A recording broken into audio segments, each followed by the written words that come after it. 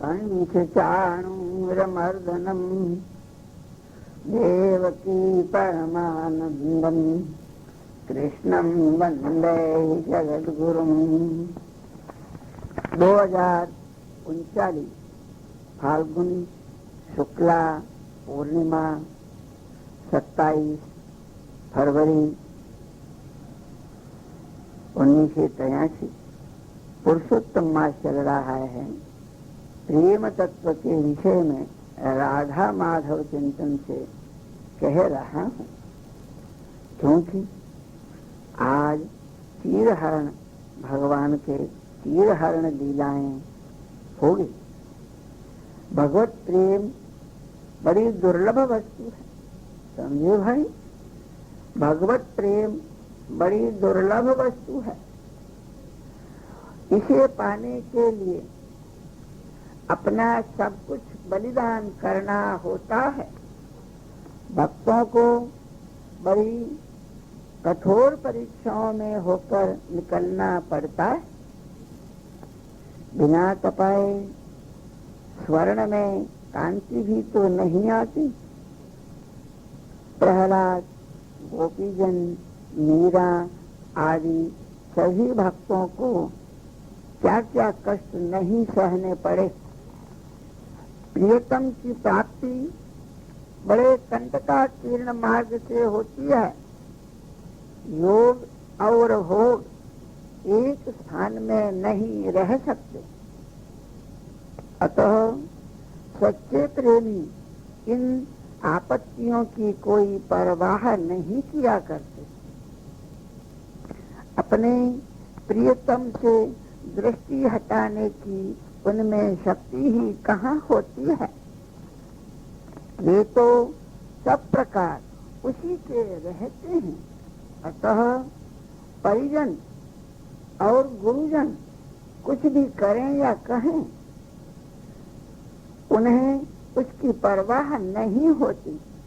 वे खुशी खुशी सब कुछ सह लेते हैं और उन आपत्ति विपत्तियों को वे अपने प्रियतम की छेड़खानी समझकर किसी प्रकार उन पर खींचते ही नहीं। यह तो हुई सिद्धांत की बात। सच्चे प्रेमी के लिए तो वो ही मार्ग है। वह या तो सब कुछ सहन करे या सबको त्याग दे। यदि ऐसा करने की अपनी शक्ति न हो तो युक्ति से काम लेना चाहिए। इसका उपाय नाम जप, सत्संग, भगवत सेवा के भाव से जीव मात्र की प्रेम पूर्वक सेवा, भगवान की दया एवं करुणा से प्रेरित लीला कथाओं का श्रवण पठन। यदि बाह्य पूजा पाठ से घर वालों को अप्रसन्नता होती है तो न सही। आपके हृदय में भगवान के प्रति जो प्रेम है उसे कौन छीन सकता है। आप हृदय से ही उनका चिंतन करें और जब अवकाश मिले तब कातर कंठ से प्रार्थना करें। समझे भाई। प्रेम पथ पर विरला ही चल सकता है।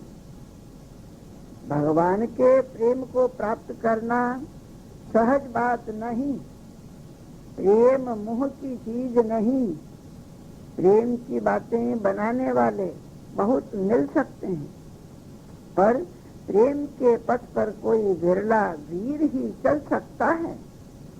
जब तक जगत के भोगों में आसक्ति है, शरीर में के आराम की चिंता है, यश कीर्ति का मोह है, तब तक प्रेम के पथ की ओर निहारना भी मना है, देखना भी मना है। प्रेम के मार्ग पर वही चल सकता है जिसने वैराग्य के दावानल में विषयाशक्ति को सदा के लिए जला डाला हो। प्रेमिका प्रेम के पथ पर वही पग रख सकता है जो प्रेम मार्ग के कांटों को फूलों की सैया प्रेमास्पद किए हुए तिरस्कार को पुरस्कार, महान विपत्ति को सुख, संपत्ति, अपमान को सम्मान और अपयश को यश समझता है, उसका पथ ही उल्टा होता है। ऐसा कोई घृणित कार्य कभी नहीं करता जिससे उसका अपमान तिरस्कार हो या उस पर विपत्ति आए, तथापि वह अपमान, तिरस्कार और विपत्ति को प्रेमास्पद के मिलन का मार्ग समझकर उनका स्वागत करता है, उनसे चिपके रहता है। प्रेम पंथियों को प्रेमियों के निम्नलिखित नारायण घाटी कठिन, जहाँ प्रेम को धाम, विकल मूर्छा शिथ कियो, ये मग के विश्राम, शीश काट के भुज धरे, ऊपर राखे पांव, इश्क चमन के बीच में ऐसा हो तो श्राव। ऐसे प्रेमी भक्त शीश उतार कर मरते नहीं, शीश उतारे फिरते, परंतु प्यारे के लिए जीवन रखते हैं। मर जाए तो प्यारे को दुख हो, इसलिए जीते ही मर जाते हैं अथवा मरकर भी जीते हैं। जिनकी ऐसी स्थिति हो गई है उनको धन्य है, उनके माता पिता को धन्य है, उनके देश को धन्य है, उन्हीं का जन्म सफल होता है। ऐसा करने पर जब उन्हें प्रीतम मिल जाता है, जब प्रीतम के साथ घुल मिलकर वे अपने आप को खो देते हैं, तब तो वे प्रीतम का स्वरूप ही बन जाता है। तू तू करते तू भया, मुझ में रही न हूं। प्रेम भक्ति में कर्म त्याग अपने आप ही हो जाता है।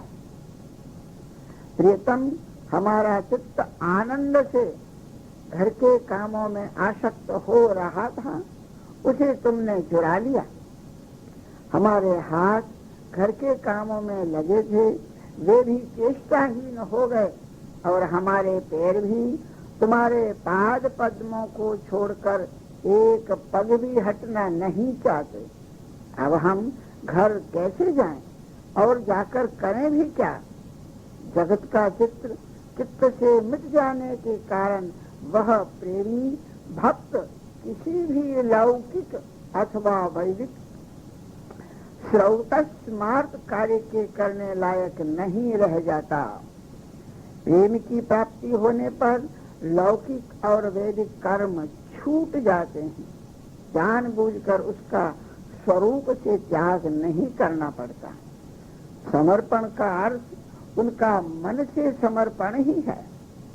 फिर जब प्रेम की उच्च दशा प्राप्त होती है, तब विधि निषेध के परे पहुंच जाने के कारण ये सब कर्म स्वतः ही उसे विधि के बंधन से मुक्त कर अलग हो जाते हैं। उस स्थिति का यही नियम है।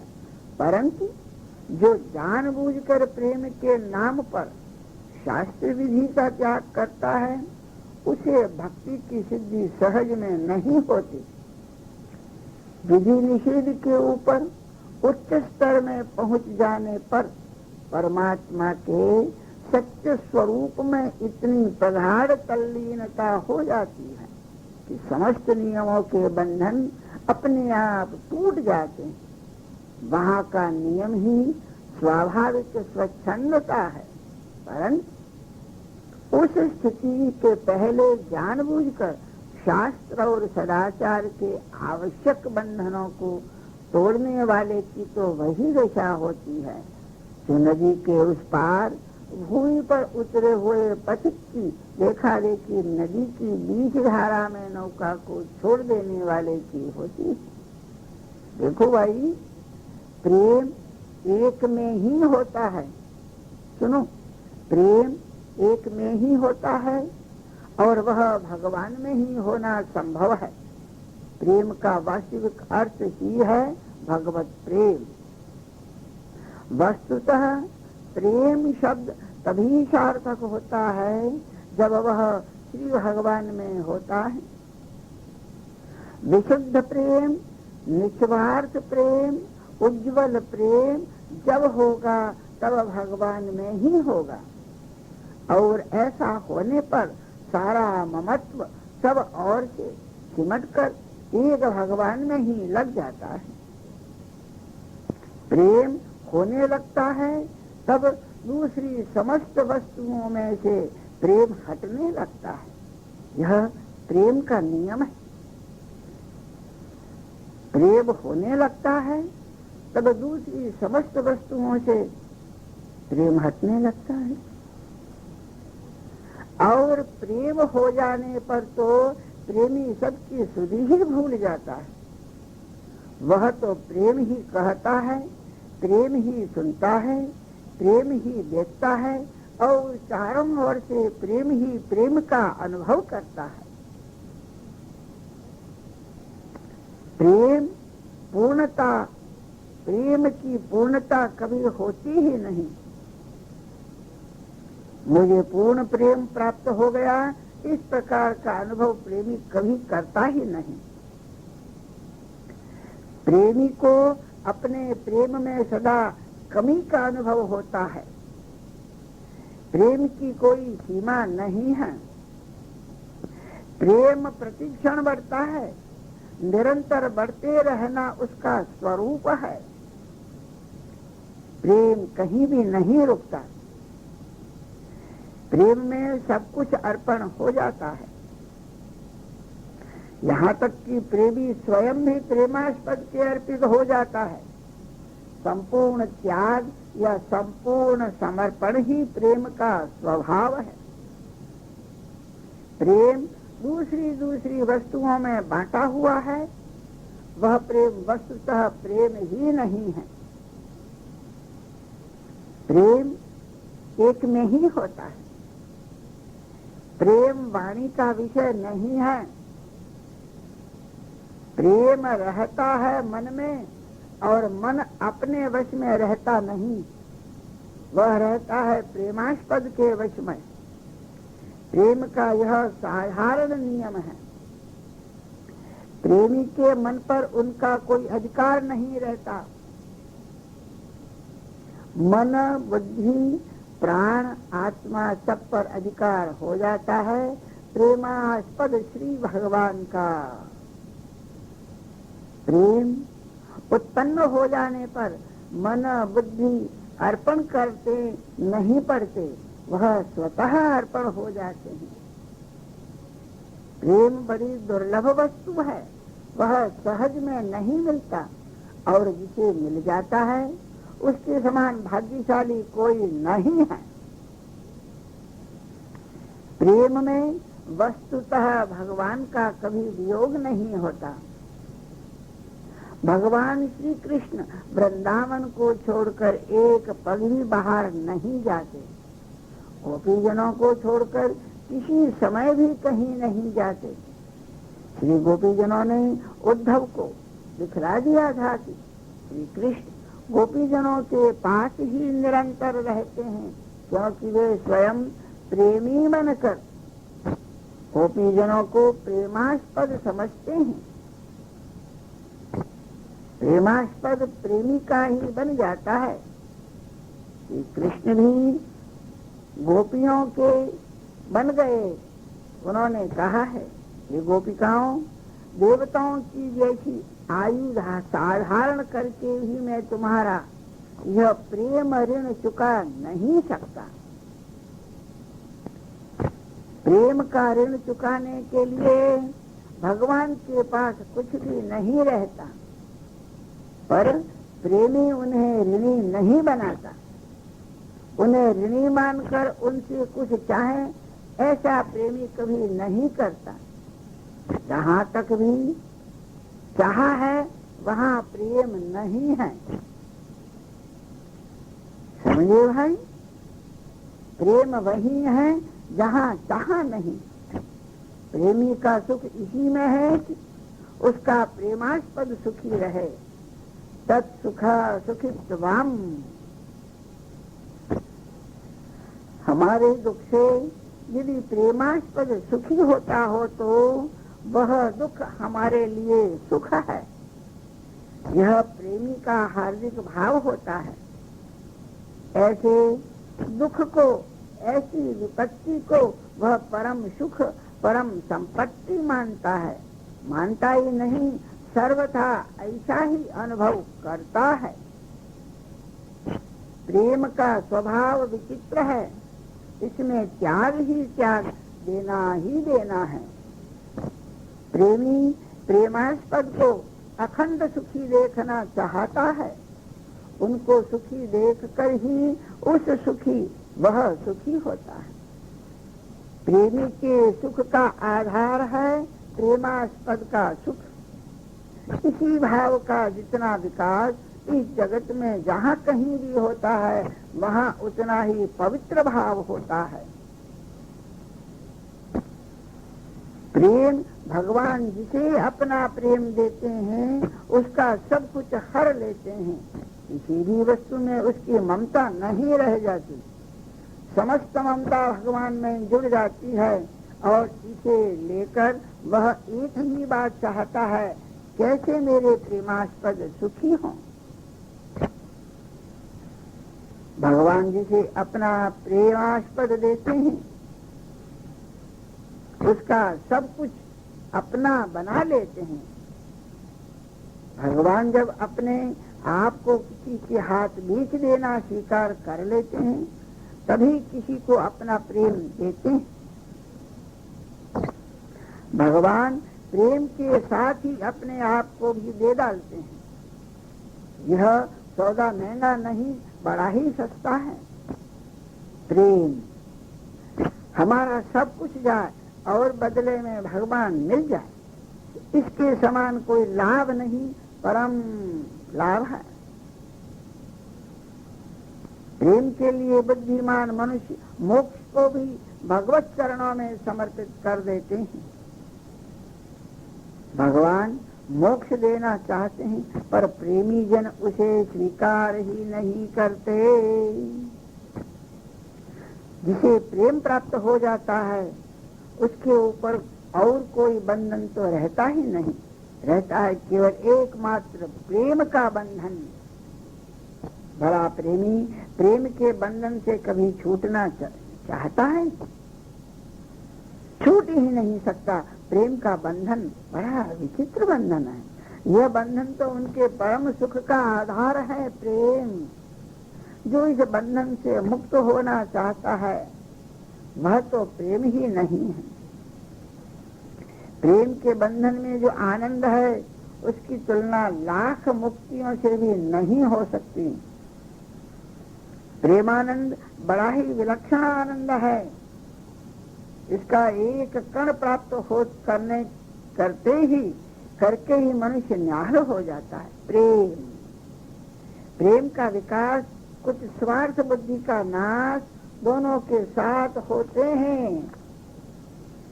जब तक स्वार्थ का त्याग नहीं है, तब तक प्रेम नहीं है। प्रेम त्याग से होता है, त्याग से पवित्रता आती है। जितना जितना भोगों से प्रेम हटता जाएगा, उतनी उतनी पवित्रता आती जाएगी। प्रेम, भगवत प्रेम का प्रादुर्भाव होने पर प्रेम की बाहरी दशा दो में से एक होती है। या तो जगत से सर्वथा निवृत्ति हो जाती है, या जगत में प्रवृत्ति हो जाती है। पहली अवस्था वह उन्मत्त की तरह प्रतीत होने लगता है। दूसरी में संपूर्ण जगत का भगवान के स्वरूप में दर्शन करता हुआ सबकी सेवा करता है, सबकी पूजा करता है। दोनों ही अवस्थाओं में जगत के पहले वाले रूप में ही उसकी निवृत्ति हो जाती है। जगत के पहले वाले रूप को तो वह भूल ही जाता है। प्रेम जहाँ देखता है वहीं श्याम। एक तो यह अवस्था होती है। दूसरे प्रकार की अवस्था यह है कि श्याम के सिवा कुछ सुहाता ही नहीं। दोनों ही अवस्थाएं पवित्रतम हैं, पर बाहरी लीला में भेद होता है। कहीं तो श्याम सुंदर नहीं दिखते और उनके लिए अभिसार होता है, तथा कहीं यह भाव होता है, यहाँ भी वही और वहाँ भी वही, जित देखूं तित श्याम मही। ये दोनों भाव वस्तु तो दो नहीं, एक ही भगवत प्रेम की दो अवस्थाएं हैं। प्रेम में एक बात तो निश्चय ही होगी कि प्रेमास्पद भगवान और प्रेमी के बीच में किसी दूसरे के लिए स्थान ही नहीं रहेगा। प्रेम दो में नहीं होता, प्रेम दो में नहीं होता, वह एक में ही होता है। और एक ही प्रेमास्पद सब जगह से प्रेमी की दृष्टि को छा लेता है। सब जगह प्रेमी ही प्रेमी दिखता है, एक ही प्रेमास्पद सर्वत्र फैल जाता है। प्रेम का विकास होने पर सर्वत्र भगवान दिखते हैं। प्रेमास्पद भगवान का रूप अनंत होने से प्रेमी की प्रेममयी अवस्था भी अनंत है। प्रेमियों की न जाने क्या क्या अवस्थाएं होती है, समझे भाई। प्रेम अखंड है, प्रेम है, प्रेम ही भगवान है।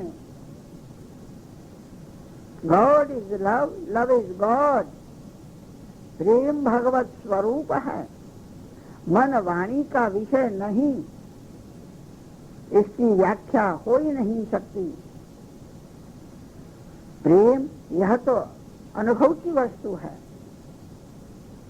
जहाँ से सर्वथा का, जहाँ स्वार्थ का त्याग होता है, वहीं से प्रेम प्रारंभ होता है। स्वार्थ और प्रेम दोनों एक साथ रह ही नहीं सकते।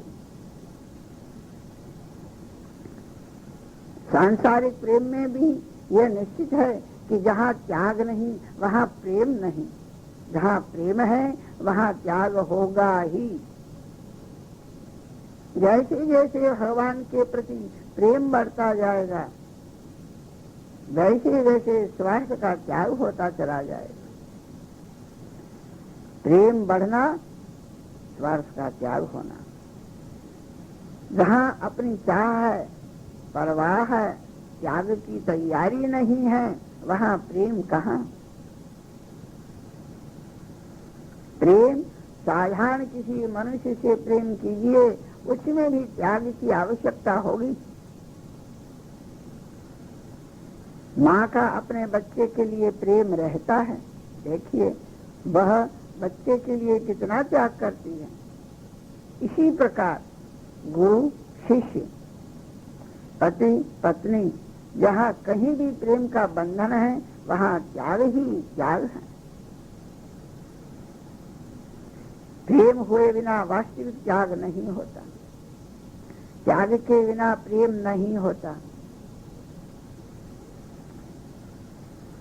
प्रेम में सब प्रकार का सहन होता है।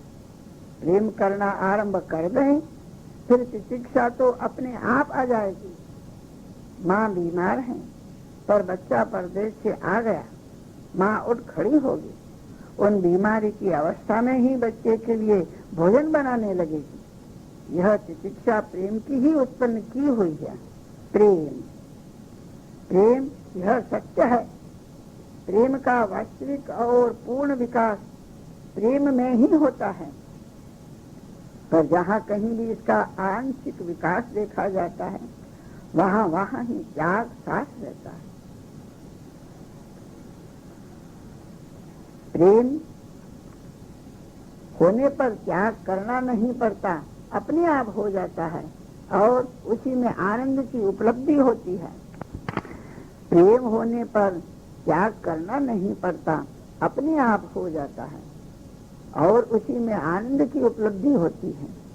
प्रेम में पवित्रता भी अपने आप आ जाती है, क्योंकि छल कपट बेईमानी आदि स्वार्थ में ही रहते हैं। प्रेम में स्वार्थ रहता ही नहीं। प्रेम में पवित्रता, प्रेम में मन विशुद्ध है। प्रेम अपने आप अंतःकरण शुद्ध हो जाता है। प्रेम में पाप नहीं रह सकता। पाप होते हैं कामना के कारण, और प्रेम में कामना रहती नहीं। जब कामना ही नहीं तब पाप कैसे रहे? प्रेम परम तप रूप है। जो दे नहीं सकता वह प्रेमी नहीं। उत्सर्ग प्रेम में स्वभाव से ही रहता है। भगवत प्रेम अंतिम चरम और परम पुरुषार्थ है। प्रेम विषयों का प्रेम प्रेम नहीं है। प्रेम अंतिम चरम और परम पुरुषार्थ है। मोक्ष का परित्याग विषय कामी भी कर सकता है और भगवत प्रेमी भी, परंतु दोनों के त्याग में महान अंतर है। विषय कामी को मोक्ष मिलता नहीं, पर भगवत प्रेमी को त्याग देने पर, भगवत प्रेमी को त्याग देने पर भी मोक्ष नित्य प्राप्त रहता है। यह जगत के बंधन से नित्य मुक्त रहता है। प्रेम अत्यंत दुर्लभ होने पर भी सहज ही प्राप्त हो सकता है। यदि कोई अनन्य उत्कंठा के साथ इसके लिए प्रेम भगवान पर निर्भर हो जाए। प्रेम प्राप्त करने के लिए त्याग आवश्यक है। बिना त्याग से प्रेम नहीं मिलता। यदि हम सचमुच चाहें तो भगवान कृपा करके अपने आप त्याग करवा देते हैं, पर हम प्रेम चाहते हैं। हम चाहते हैं हमें प्रेम मिल जाए, पर विषय छोड़ना नहीं चाहते। विषयों में सुख की भ्रांति ही इसका कारण है। विषयाशक्ति प्रेम में बड़ी बाधक है। प्रेम वास्तविक रूप में देखें तो समस्त वस्तु में भगवान की है। इन पर उन्हीं का अधिकार है। हमको तो मिथ्या ममत्व त्यागना है। वस्तु में भगवान की होकर हमारे पास ही रहेगी। जो विषय, जो पदार्थ अभी जलाते हैं, वे ही भगवान के बना दिए जाने पर, उनमें से आसक्ति निकल जाने पर सुख देने वाले हो जाएंगे। उनमें ममता और आसक्ति ही हमें जलाती है। प्रेम प्राप्त होने पर मनुष्य जहाँ भी रहे सुखी ही रहता है। प्रेम प्रेमी का अपना कुछ रहता ही नहीं। जब भगवान का हो जाता है, पुत्र धन प्रतिष्ठा ज्यों के त्यों रहते हैं, कहीं चले नहीं जाते, पर ममता का स्थान बदल जाता है। समस्त जगत से ममता निकालकर एक स्थान में केवल भगवान में जाकर ठहर जाती है। प्रेम प्रेमी की दृष्टि में सब कुछ प्रेमास्पद ही हो जाता है। उसकी दृष्टि जहाँ रहती है उसे प्रेमास्पद ही दिखते रहें। प्रेमी के लिए सदा सर्वत्र आनंद ही आनंद है। जहाँ स्व भगवान में जाकर मिला कि प्रेमी बन गए, यह नियम है। जहाँ प्रेम रहता है वहाँ सुख है। प्रेमी के लिए वैर का स्थान, वैर का कोई पात्र रहता ही नहीं। प्रेम का उत्तरोत्तर विकास होना ही मनुष्य की वास्तविक उन्नति है। प्रेम के लिए साधना करनी चाहिए। जैसे भी हो उसकी उपलब्धि करनी चाहिए। प्रेम की महिमा अद्भुत है। इतने बड़े भगवान तो हो जाते हैं कि बच्चों में आकर बच्चे बनकर खेलते हैं। एक बार खेल हो रहा था, खेल की यह शर्त थी कि जो हारे वह घोड़ा बने। भगवान हारे तथा घोड़ा बने। देखो श्रीमद् भागवत में क्या कहा, वाह कृष्णो भगवान श्रीदामानं पराजितः वृषभं भद्रसेनस्तु प्रलम्बो रोहिणी सुतम। भगवान प्रेम के बस होकर क्या नहीं करते, सब कुछ करते हैं। भगवान सब कुछ करते हैं। प्रेम के बंधन, प्रेम विश्वंभर होकर भगवान माँ से कहते हैं, हमें भूख लगी है, दूध पिलाओ। यह है प्रेम की महिमा। जिस प्रेम में भगवान मित्र पुत्र पति बनकर खेलने लग जाते हैं, उस प्रेम के सामने मोक्ष क्या वस्तु है। प्रेम बहुत ऊंची वस्तु है, पर कम से कम किसी की इसकी प्राप्ति इच्छा तो होनी चाहिए। इच्छा होगी तो इसके लिए प्रयत्न भी होगा। प्रेम बात सुनकर मनुष्य डरने लगता है। प्रेम की बात सुनकर मनुष्य डरने लगता है, कहीं सब कुछ चला न जाए। होता भी यही है। अपना प्रेम दान करने के पहले भगवान और सबसे प्रेम हटा देना चाहते हैं, इसलिए लोग डर जाते हैं। प्रेम का मार्ग प्रेम नहीं है जिनका आधार किसी इंद्रिय का विषय है। नियमों के सारे बंधनों का अनायास आपसे आप टूटना ही प्रेम का नियम है। प्रेम जब तक नियम जानबूझकर तोड़े जाते हैं तब तक प्रेम नहीं है। कोई न कोई आसक्ति हमें कैसा करवा रहे। प्रेम में नियम तोड़ने नहीं पड़ते, परंतु प्रेम का बंधन ऐसा अटूट है, आपसे आप दूसरे सारे दूर हो जाते हैं। प्रेम में एक विलक्षण मदोन्मत्तता होती है जो नियमों की ओर देखना नहीं जानते। प्रेम में भी सुख की खोज होती है, परंतु उसमें व्यवस्था यही है कि जहाँ प्रेमास्पद का सुख वही अपना सुख। प्रेमास्पद के सुखी होने में यदि प्रेमी को भयानक नरक यंत्रणा भोगनी पड़े तो उसमें भी उन्हें सुख ही मिलता है, क्योंकि वह अपने अस्तित्व को प्रेमास्पद के अस्तित्व में विलीन कर चुका है। प्रेम यदि प्रेमी के सामने ही सर्वथा अवज्ञा करने कितनी नवीन आगंतुक के प्रेमालाप करे तो प्रेमी को मोक्ष नहीं होता, उसे तो सुख ही होता है, क्योंकि उस समय उसके प्रेमास्पद को सुख हो रहा है।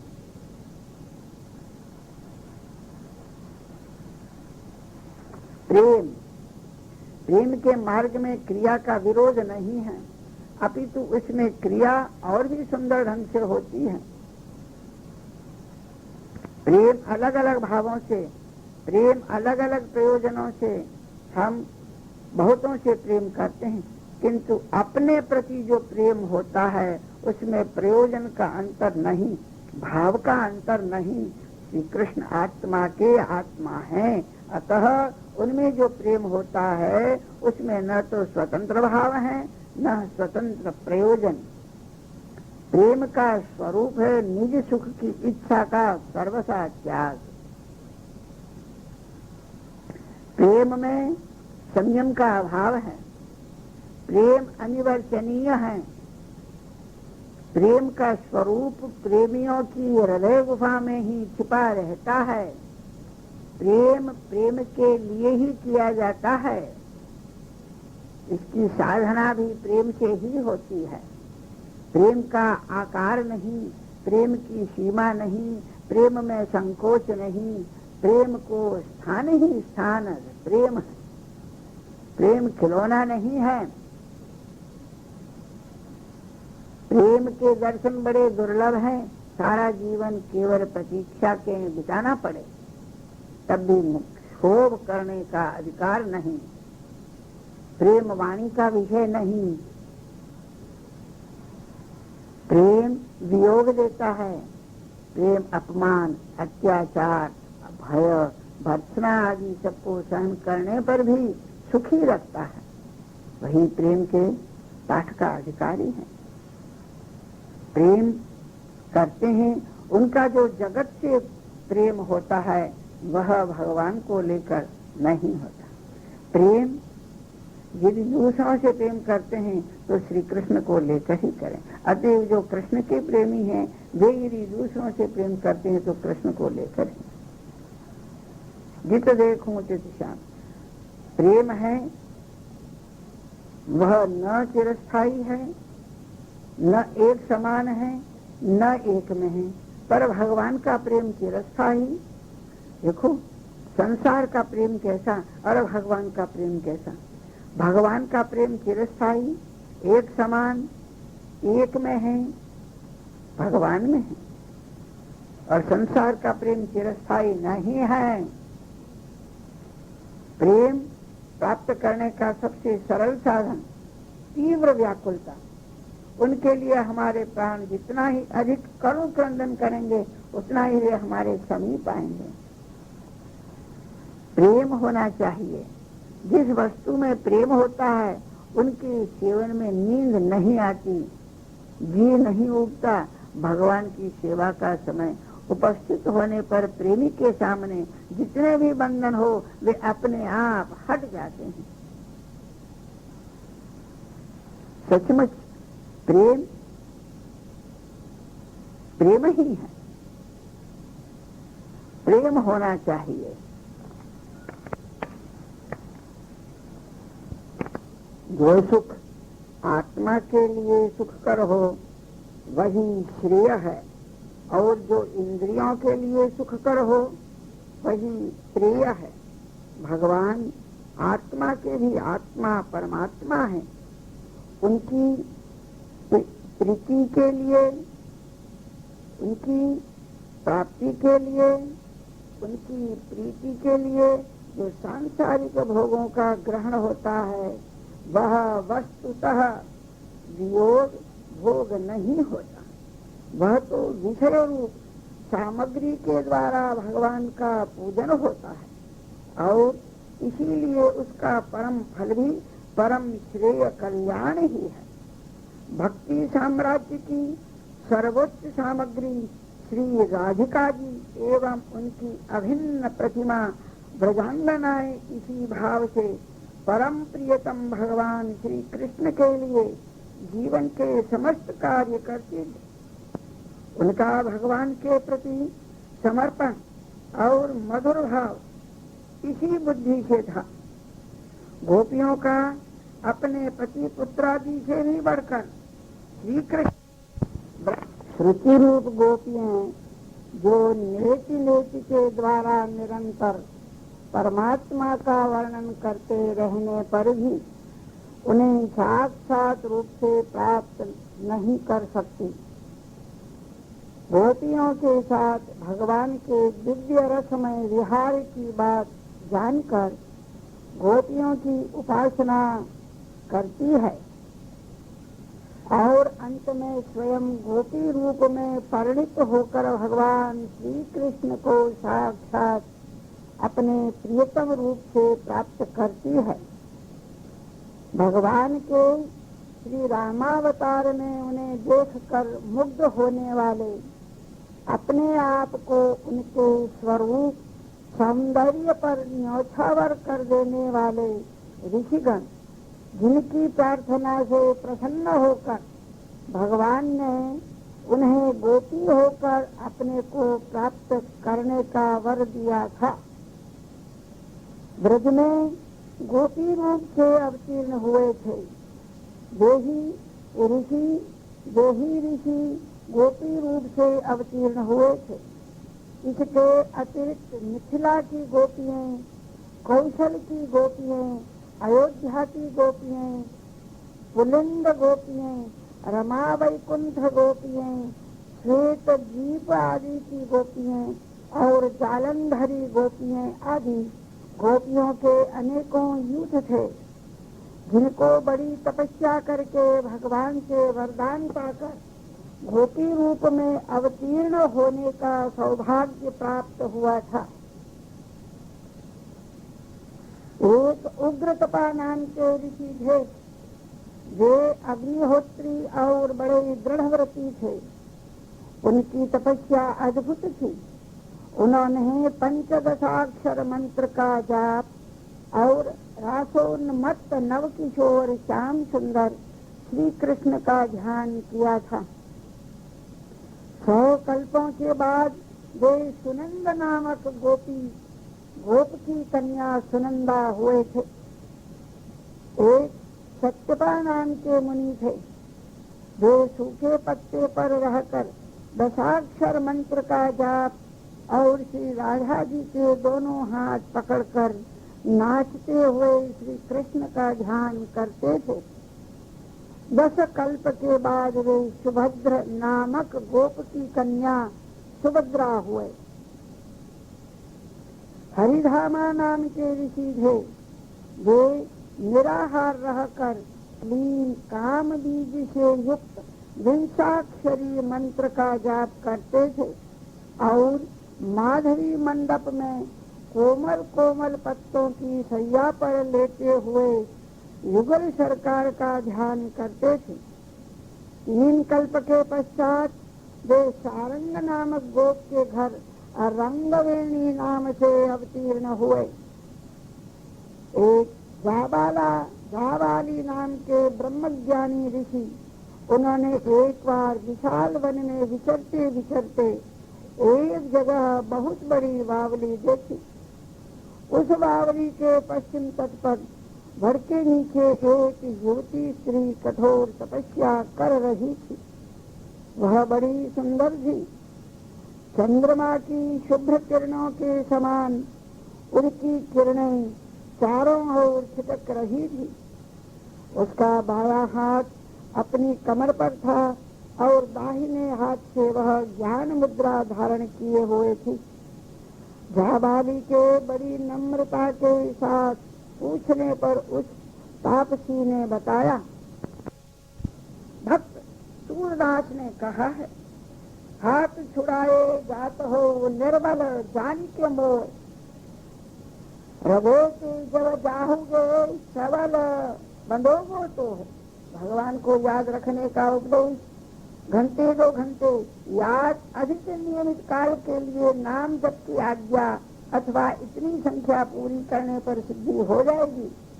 इस लोभ से संख्या युक्त जप या संख्या की गणना से जप हो जाता है, अन्यथा भूल रह जाना संभव है। इसलिए संख्या की अवधि बांधकर जप करना चाहिए।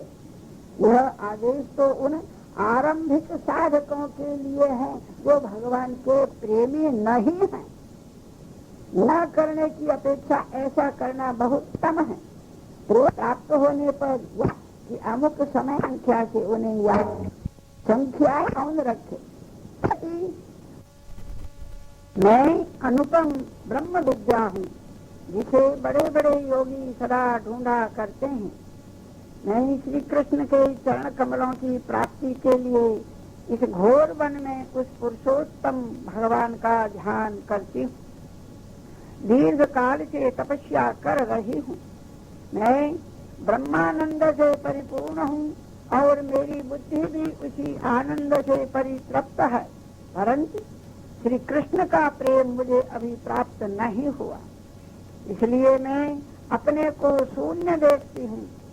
ब्रह्मज्ञानी जाबाली ने उसके चरणों पर गिरकर दीक्षा ली और ब्रज वीथियों में विहरने वाले भगवान का ध्यान करते हुए वे एक पैर से खड़े होकर कठोर तपस्या करते रहे।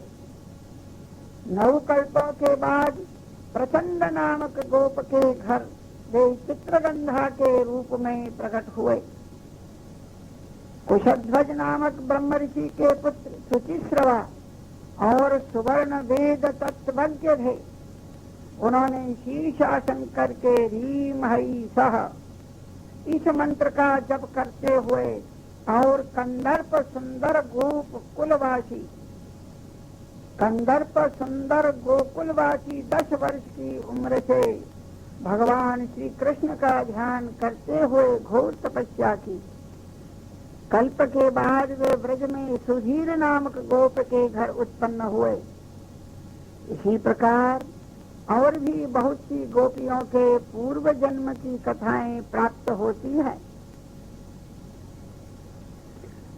रासलीला के प्रसंग में भगवान स्वयं गोपियों से कहते हैं, न पार ये हम निर्वद्य संयुजाम प्रसाद कृत्यम विबुधाई सापिवः यामा भयन दुर्जर गेह श्रृंखला संवृष्ट्य तद वह प्रत्यात साधुना। हे गोपियों, तुमने घर की सारी कठिन बेड़ियों को काटकर मुझसे निष्कपट प्रेम किया है। कैसा प्रेम? निष्कपट प्रेम किया है। यदि मैं तुम में से प्रत्येक के लिए अलग अलग देवताओं की आयु तक जीवन धारण करके तुम्हारे प्रेम का बदला चुकाना चाहूं तो भी नहीं चुका सकता। आहा, कैसा निष्कपट प्रेम! निष्कपट प्रेम से प्रभु स्वयं बंधन में आ जाते हैं। विश्वेश्वर ने स्वयं अपने मुखारबिंद से क्या कहा? हे गोपियों, तुम्हारे प्रेम का बदला चुकाना चाहूं तो भी देवताओं की आयु तक जीवन धारण करके तुम्हारे प्रेम का बदला चुकाना चाहूं तो भी नहीं चुका सकता। मैं तुम्हारा चिर ऋणी हूँ और ऋणी ही रहूंगा। तुम मुझे अपने साधु स्वभाव से ऋण रहित मानकर और भी ऋणी बना दो, यही उत्तम है। सर्वलोक महेश्वर भगवान श्री कृष्ण स्वयं जिन महाभागा गोपियों के ऋणी बने रहना चाहते हैं, उनकी इच्छा होने से पूर्व ही भगवान पूर्ण कर दें, यह तो स्वाभाविक ही है। भला विचारिए तो सही, श्री कृष्ण गत प्राणा, श्री कृष्ण रस भावित मति गोपियों के मन की क्या स्थिति थी? श्री कृष्ण रस भावित मति गोपियों की मन की क्या स्थिति थी? गोपियों का तन मन धन सभी कुछ प्राण प्रियतम श्री कृष्ण का था। वे संसार में जीती थी श्री कृष्ण के लिए, घर में रहती थी श्री कृष्ण के लिए और घर के सारे काम करती थी श्री कृष्ण के लिए। उनकी निर्मल और योगींद्र दुर्लभ पवित्र बुद्धि में श्री कृष्ण के सिवा अपना कुछ था ही नहीं। श्री कृष्ण के लिए ही, श्री कृष्ण को सुख पहुंचाने के लिए ही, श्री कृष्ण की निज सामग्री से ही श्री कृष्ण को पूजकर श्री कृष्ण को देखकर वे सुखी होती थी। प्रातः काल निद्रा टूटने के समय से लेकर रात को सोने तक वे जो कुछ भी करती थी सब कृष्ण की प्रीति के लिए ही करती थी। यहाँ तक कि उनकी निद्रा भी श्री कृष्ण में ही होती थी। धन्य गोपी, धन्य गोपी, स्वप्न और सुषुप्ति दोनों में ही वे श्री कृष्ण की मधुर और शांत लीला देखती और अनुभव करती थी। रात को दही जमाते समय श्याम सुंदर की माधुरी छवि का ध्यान करती हुई प्रेममयी प्रत्येक गोपी अभिलाषा करती थी, मेरा दही सुंदर जमे और श्री कृष्ण के लिए उसे भिगोकर मैं बढ़िया सा, बहुत बढ़िया सा और बहुत सा माखन निकालूं और उसे उतने ही ऊंचे छीके पर रखूं जितने पर श्री कृष्ण के हाथ आसानी से पहुंच सके। कैसे सुंदर भाव, कैसे दिव्य भाव, कैसे प्रेममय भाव! फिर मेरे प्राणधन, फिर मेरे प्राणधन बाल कृष्ण अपने सखाओं के साथ लेकर हंसते हुए क्रीड़ा करते हुए घर में पदार्पण करें और माखन लूटें और अपने सखाओं और अपने बंदरों को लुटाएं, आनंद में मत्त होकर मेरे आंगन में नाचें और मैं किसी कोने में छिपकर इस लीला को अपनी आंखों से देखकर अपने जीवन को सफल करूं और फिर अचानक ही पकड़कर हृदय से लगा लूं। ऐसे दिव्य भाव! रसिक शिरोमणि सूरदास जी ने क्या कहा? मैया रे मोही माखन भावे।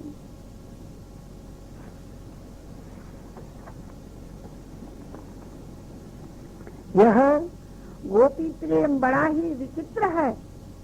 यह गोपी प्रेम बड़ा ही विचित्र है। इसमें अपना सर्वस्व प्रियतम के चरणों में न्यौछावर कर देना पड़ता है। समझे भाई, सर्वस्व प्रियतम के चरणों में न्यौछावर कर देना पड़ता है। मोक्ष की इच्छा और नरक का भय दोनों से ही मुख मोड़ लेना पड़ता है। प्रियतम श्री कृष्ण का प्रिय कार्य करना ही जीवन का एकमात्र उद्देश्य बन जाता है। दूसरे के द्वारा मुझे सुख मिले, मेरी इंद्रियों की और मन की तृप्ति हो, इसका नाम काम है। चाहे वह भाव भगवान के प्रति ही क्यों न हो और मेरे द्वारा मेरा प्रियतम सुखी हो, इसी में मैं सुखी हूँ, इसका नाम प्रेम है। काम भोग के लिए, प्रेम परमात्मा के लिए हुआ करता है। समझे भाई, काम भोग के लिए और प्रेम परमात्मा के लिए हुआ करता है। विषयानुराग ही काम है और भगवद अनुराग ही प्रेम है। यह प्रेम बढ़ते बढ़ते जब प्रेमी को प्रेमास्पद भगवान का प्रतिबिंब बना देता है, तभी प्रेम पूर्णता के समीप पहुंचता है। प्रेमी को तो प्रेमास्पद भगवान के इंगितानुसार लोक धर्म, वेद धर्म, देह धर्म और सारे कर्म तथा लज्जा, धैर्य, शरीर सुख, आत्म सुख आदि सबका त्याग कर देना पड़ता है। जो लोग कहते हैं कि श्री कृष्ण प्रेम में त्याग और वैराग्य की आवश्यकता नहीं, वे बहुत ही भूलते हैं। वे लोग बहुत ही भूलते हैं। श्री कृष्ण प्रेम की प्राप्ति का आधार तो श्री कृष्णार्थ सर्व त्याग ही है। तभी श्री कृष्ण रूप परम शांति प्राप्त होती है। गीता में भगवान ने स्वयं कहा है, त्यागात् शांतिरनंतरम। जब तक विषयों में मन रहता है तब तक तो भगवान का प्रेम पूर्वक निरंतर चिंतन ही नहीं हो सकता। फिर समर्पण की तो बात ही क्या। ब्रह्मवश ही लोग विषयासक्त चित्त से विषयों का सेवन करते हुए अपने को भगवान का प्रेमी और प्रेमी प्रेम के कहने सुनने और तदनुसार आचरण करने का अधिकारी मान बैठते हैं। इसी से उनका पतन होता है। श्री कृष्ण सुख के लिए शुद्ध अनुराग करना ही पवित्र गोपी भाव है। गोपी भाव कैसा है? श्री कृष्ण सुख के लिए शुद्ध अनुराग करना ही पवित्र गोपी भाव है। श्री कृष्ण प्रेमी नरक के भय की ही परवाह न करके प्रीतम भगवान का प्रिय कार्य करता है। इसी से कोई यह न समझे कि वह ऐसा दुष्कर्म भी करता है जिससे उसको नरक का भागी होना पड़े। बात यह है कि वह मोक्ष, भोग या स्वर्ग, नरक की बात को स्मरण ही नहीं करता। वह तो श्री कृष्णगत चित्त रहता है। उसके मन, प्राण और बुद्धि तो श्री कृष्ण में तल्लीन हो जाते हैं। ऐसे भक्त से किसी भी दुष्कर्म की भावना ही कैसे हो सकती है? श्री भगवान से पाप या दुष्कर्म हो तो उसमें भी क्यों कि उसने तो सारी विषयाशक्ति को छोड़कर अपने मन को भगवान का मन बना दिया है। इस दशा में भगवान के मन में आसक्ति वश पाप का भाव आए तो उसके भी आए। भगवान के द्वारा पाप पुण्य होते ही नहीं। इसीलिए भक्त भी पाप पुण्य से अलग ही रहता है। भक्त पाप पुण्य से अलग रहता है। भगवान के द्वारा पाप पुण्य होते नहीं। अमृत चाहे विष का काम कर दे, शीतल जल चाहे जगत को भस्म कर दे, परंतु कृष्ण प्रेमी भक्त से दुष्ट कर्म कदापि नहीं हो सकता। कैसी सुंदर भाव है, कैसा मन श्याम सुंदर गत हो जाता है। अमृत चाहे विष का काम कर दे, शीतल जल चाहे जगत को भस्म कर दे, परंतु श्री कृष्ण प्रेमी भक्त से दुष्ट कर्म कदापि नहीं हो सकता। अतएव गोपियों के कार्यों में पाप देखना हमारे चित्त की पापमयी वृत्ति का ही फल है। थोड़ी दूर पर बातें करते हुए जवान भाई बहन की निर्दोष हंसी और बात चित्त में भी कामी को काम के दर्शन होते हैं।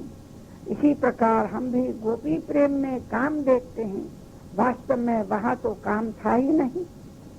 गोपी प्रेम के सच्चे अनुयायियों में भी काम गंध का नाश हो जाता है।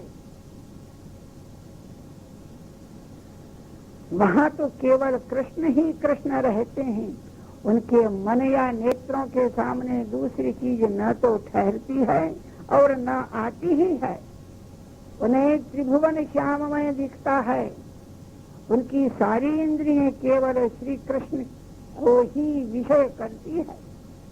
भगवान के आदेश से उद्धव जी व्रज में जाकर गोपियों को समझाने लगे। उन्होंने उनके उपदेश दिए। उन्होंने गोपियों को, उद्धव ने गोपियों को अनेक उपदेश दिए, परंतु गोपियों के प्रेम को देखकर उनकी सारी ज्ञान गरिमा गल गई और वे प्रेम के निर्मल प्रवाह में बह गए। गोपियां क्या कहती है?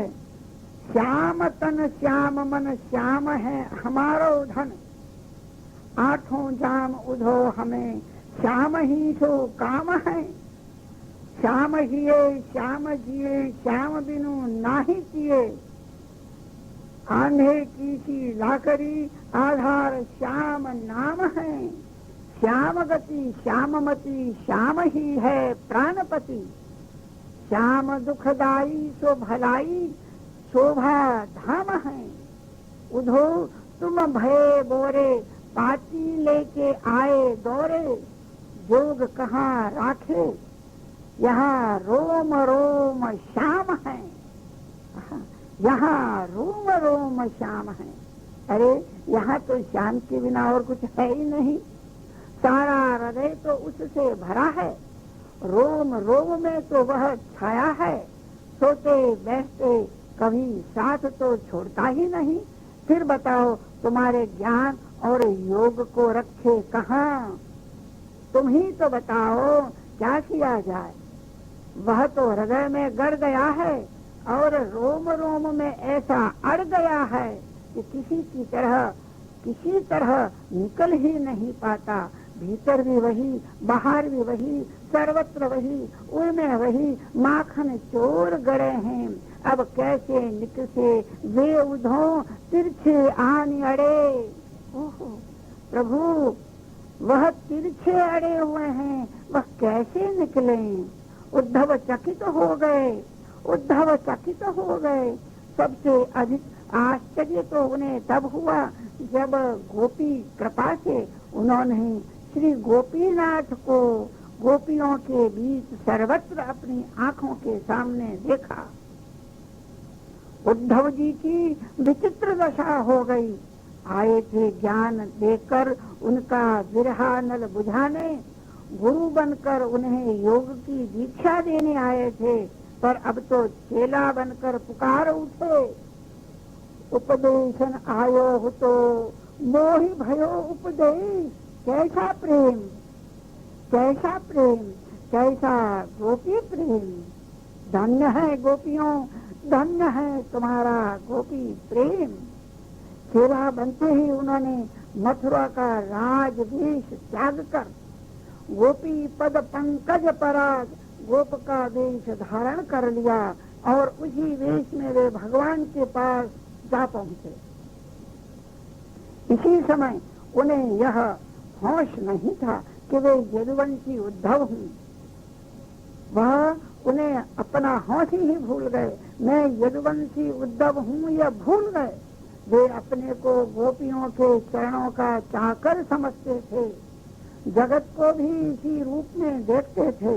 अतएव भगवान श्री कृष्ण को भी वे यदुनाथ कहना भूल गए और गोपीनाथ कह के गोपीनाथ के नाम से पुकारने लगे। उद्धव क्या कहते हैं? उद्धव कहने लगे, हे गोपाल, हे गोपीनाथ, एक बार चलो ना ब्रज को, एक बार ब्रज को चलो ना। उस प्रेम लोक को छोड़कर यहाँ इस रूखी सूखी मथुरा में कहाँ बसे हो। धन्य गोपियां, धन्य गोपियों का प्रेम। उद्धव को भी सारा ज्ञान क्या लग गया, क्या हो गया। उद्धव कहने लगे, हे गोपीनाथ, हे गोपाल, एक बार ब्रज को चलो ना। ब्रज ब्रज ही है। उस प्रेम लोक को छोड़कर यहाँ इस रूखी सूखी मथुरा में कहाँ बसे हो। उद्धव भगवान के पैर पकड़कर फुफकार फुफकार मारकर रोने लगे। भगवान भी प्रेम विह्वल हो जमीन पर गिर पड़े। कैसे परमपिता परमेश्वर प्रेम से विह्वल होते हैं, प्रेम से विह्वल होकर जमीन पर गिर पड़े और फिर अपने पीताम्बर से आंसू पहुँचते हुए बोले, वाह, तुम तो खूब योग सिखाकर आए उद्धव, तुम गोपियों को खूब योग सिखाकर आए। सूर श्याम भूतल परे, नैन रहे जल छाय, पहुंची पीत पट सो कयो, भले आए योग सिखाए। भगवान ने कहा, हे उद्धव, प्रभु स्वयं कहते हैं, त्रिलोकीनाथ कहते हैं, उद्धव देखा तुमने गोप बालाओं का निर्मल विशुद्ध अहेतुक और अनन्य प्रेम। क्या कहा? भगवान कहते हैं, हे उद्धव देखा तुमने गोप बालाओं का निर्मल विशुद्ध अहेतुक और अनन्य प्रेम, इसीलिए मैं उन्हें क्षण भर भी नहीं भूल सकता। धन्य। इसी प्रसंग में व्रज रस रसीले नंददास जी क्या कहते हैं? उद्धव जी कहते हैं, करुणामयी रसिकता है तुम्हारी सब झूठी, तब ही लो कहो लाख, जब ही लो बांधी मुठी। मैं जानो व्रज जाय के निर्दय तुम्हारो रूप, जो तुमको अवलंब ही तिनको मैलो कूप। उद्धव जी के शब्द सुनकर भगवान की क्या दशा हुई, सुनिए।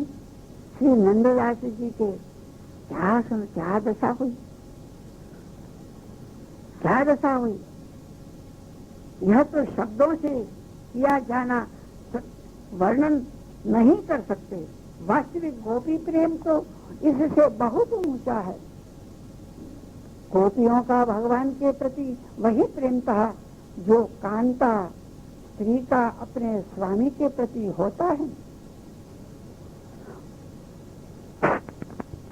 गोपी प्रेम विलक्षण है, उसमें श्रृंगार है पर राग नहीं है, भोग है पर लौकिक असंग अंग संयोग नहीं है।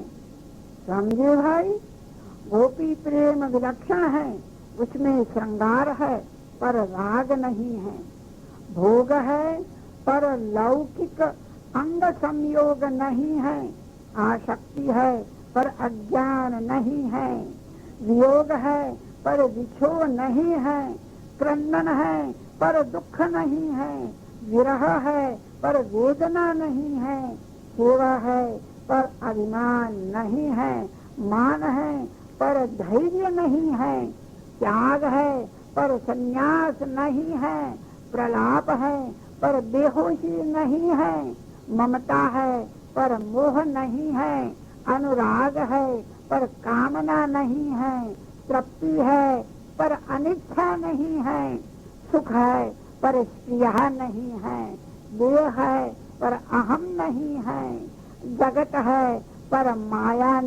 है, ज्ञान है पर ज्ञानी नहीं है, ब्रह्म है पर निर्गुण नहीं है, मुक्ति है पर लय नहीं है। धन्य गोपी है भगवान श्री कृष्ण। और गोपियों की यह परम भाव की रास लीला नित्य है, प्रत्येक युग में है, आज भी होती है। प्रत्येक युग के अधिकारी संतों ने इसे देखा है, अब भी अधिकारी देखते हैं, देख सकते हैं।